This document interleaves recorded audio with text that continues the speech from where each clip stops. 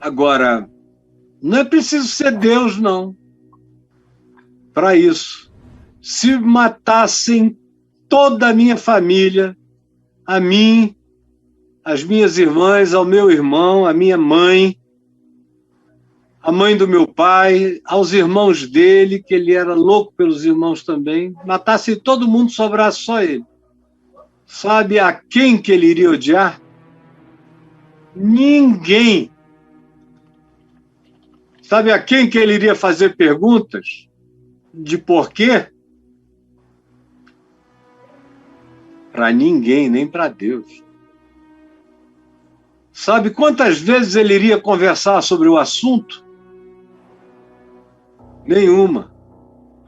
Se dissessem a ele que pegaram os assassinos e na informalidade dissessem: o senhor quer que a gente dê um jeito, eles nem aparecem na delegacia, ele iria dizer: não aumentem o pecado de vocês, não somem aos pecados deles os de vocês. Levem-nos para as autoridades constituídas e que eles paguem segundo a lei e a Constituição.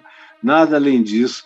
Aqui no mundo não há justiça. Deixem eles com quem faz justiça, que é um só.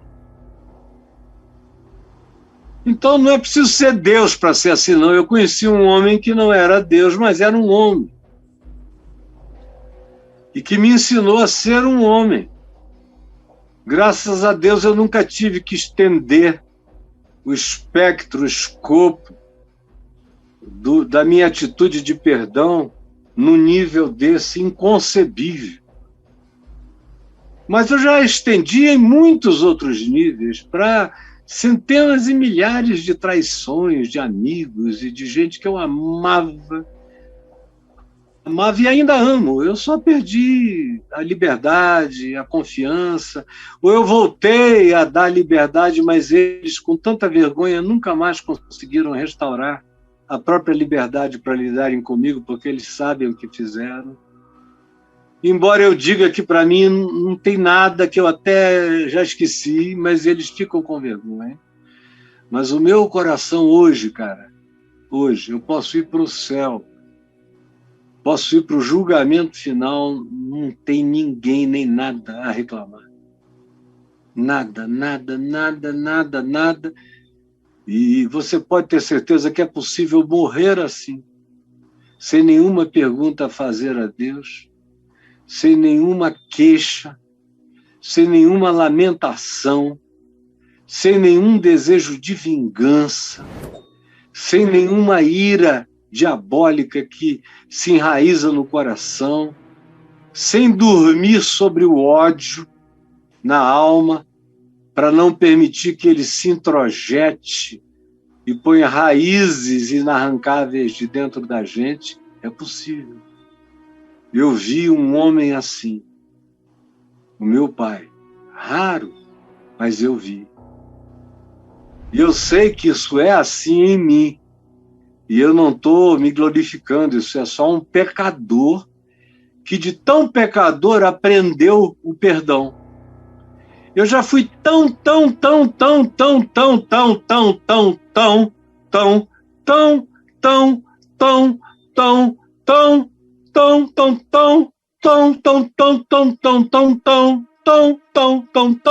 Santo Antônio de Santão, perdoado, que, cara, se eu não perdoar ninguém, eu sou o diabo. Porque eu estou aqui porque Deus é bom. Eu não fui um assassino, nem um perverso, nem um ser maldoso. Nunca tive perversidade dentro de mim, mas eu conheço o meu próprio pecado. E eu sei que dos pecadores eu sou o principal, até porque dos homens eu não era o pior. Mas não sendo o pior, eu consegui fazer tanta coisa ruim.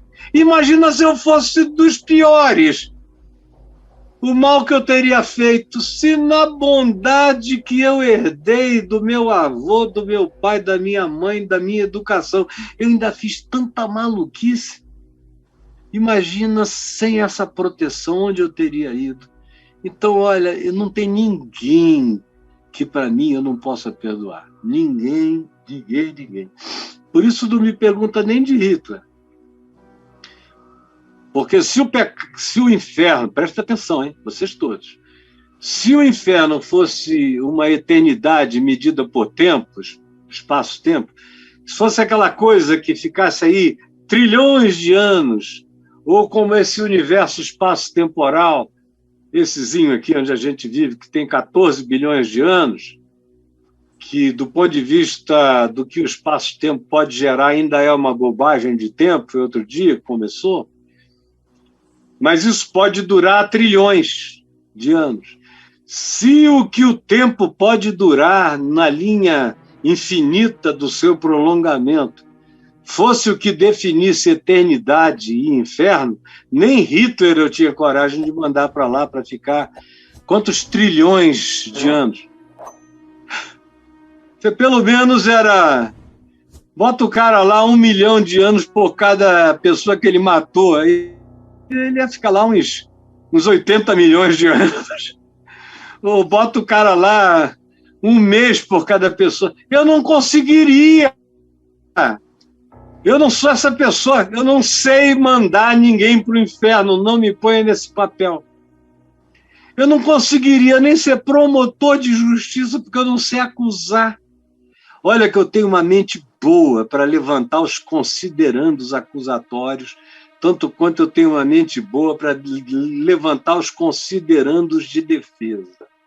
Aprendi com meu pai desde criança. A secretária anotando e ele fazia a introdução e agora os considerandos.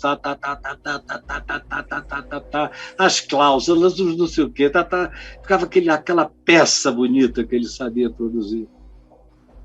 Mas eu nunca consegui mensurar uma dosimetria. Às vezes ele me perguntava, quanto você acha que essa pessoa, se condenada, deveria pegar? De pai? Eu não tenho a menor ideia, porque se dependesse de mim, eu ia acabar deixando esse cara embora para casa. Então eu não sou essa pessoa, eu não nasci para esse papel, eu só estou aqui para dizer, filho, os teus pecados estão perdoados. E para dizer aos Hitlers que o inferno já os habita.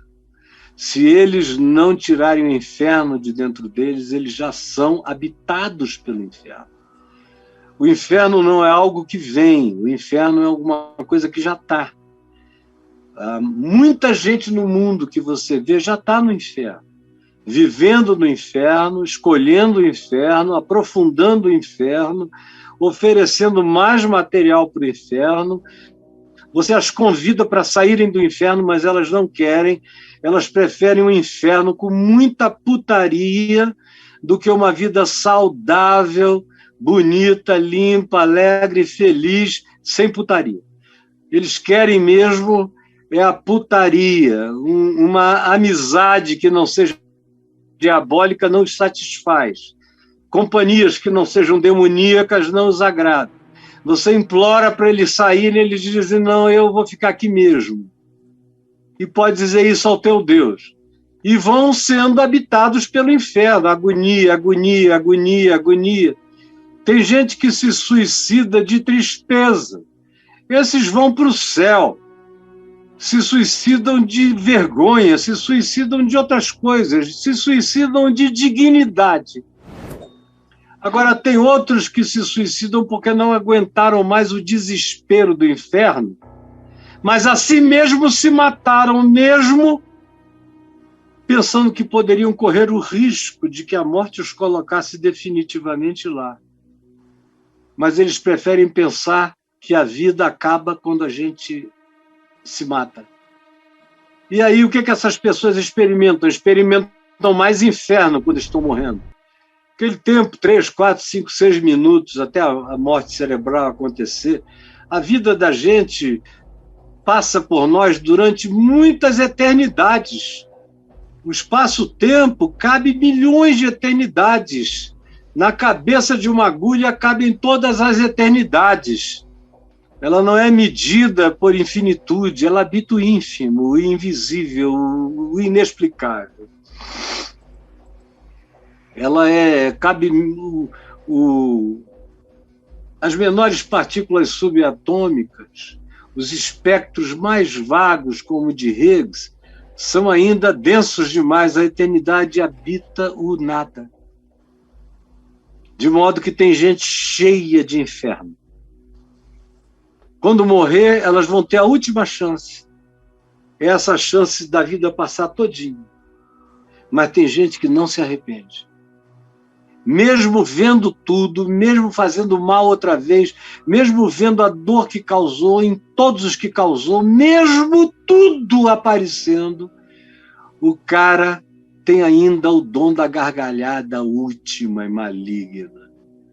E esse cara prova o inferno com uma consciência eterna que pode durar 1 segundo, 10 segundos, 1 minuto, 1 hora, eu não sei. O tempo não importa, mas ele toma consciência e é extinto. É extinto, é jogado no lago de fogo, é extinto. O lago de fogo do Apocalipse é uma figura arquetípica colocada no futuro do livro do Apocalipse. Mas o livro do Apocalipse tem um monte de linguagens e arquetipias de natureza existencial que estão se cumprindo todos os dias. Assim como a própria história do Apocalipse se cumpre e se repete todos os dias, só que em graus mais intensos. Então, meu filho, o que eu consigo te falar do inferno é isso. Agora, eu sei que um monte de gente, a maioria das pessoas, que os crentes dizem que estão no inferno, estão no céu. E que tem um monte de crentes botando gente no inferno que está no inferno. Isso, infelizmente, eu sei. Está cheio de crente no inferno, como estava cheio de fariseu, saduceu, religiosos, a quem Jesus chamou de filhos do diabo, filhos do inferno. E tem um monte de prostitutas a quem Jesus disse, elas precedem vocês no reino dos céus. Então, é temor e tremor e andar com o coração disposto a perdoar. Porque o problema da história toda que você me contou é só você. E se você não aprender a perdoar, e perdoar não é sentimento, não é se apaixonar pelo assassino, pelo estuprador, por nada disso. Eu olho para o estuprador, honestamente, a vontade que dá, eu sou um macho, sei bater. Eu estou velho, mas eu ainda tenho a condição de matar um homem com as minhas mãos. Tenho condição de quebrar, pulverizar os ossos de um homem. Se ele não souber o que eu sei, eu posso ser mais fraco do que ele e eu arrebento ele. Só se ele souber o que eu sei e for mais forte do que eu. Meu único problema hoje em dia é resistência, mas eu sei acabar com uma pessoa em 1 minuto, 1 minuto e meio, rápido. Dá vontade de arrebentar, mas dá e passa. Dá e passa. A minha humanidade, eu digo para mim mesmo, que vontade eu tenho de arrebentar esse cara. Às vezes eu até digo para ele, olha, dá graças a Deus, como eu já falei para muitos, porque eu sou de Jesus mesmo, senão eu ia te quebrar todinha, destroncar o teu pescoço, ia te deixar numa cadeira de roda para sempre. Mas você já está perdoado em nome de Jesus, porque eu não preciso sentir nada bom por você para te perdoar. Perdão é uma decisão, é uma escolha. Eu escolhi te perdoar. E eu escolhi pedir ao meu Pai que está nos céus que te perdoe. E eu escolhi isso porque eu sou perdoado cada vez mais e mais e mais e mais na medida em que eu perdoo e eu perdoo e eu perdoo. Por isso eu já perdoei o mundo inteiro. E todo dia eu perdoo outra vez o mundo inteiro e quem quer que precise de perdão. E graças a Deus quase ninguém precisa de perdão de mim todo dia. A maioria das besteiras que fazem contra mim eu considero só infantilidade. Tem gente que ficaria com raiva para sempre, mas eu não consigo, não dá para mim. Então, toma cuidado com o teu coração e toma cuidado para não pensar que perdão é sentimento.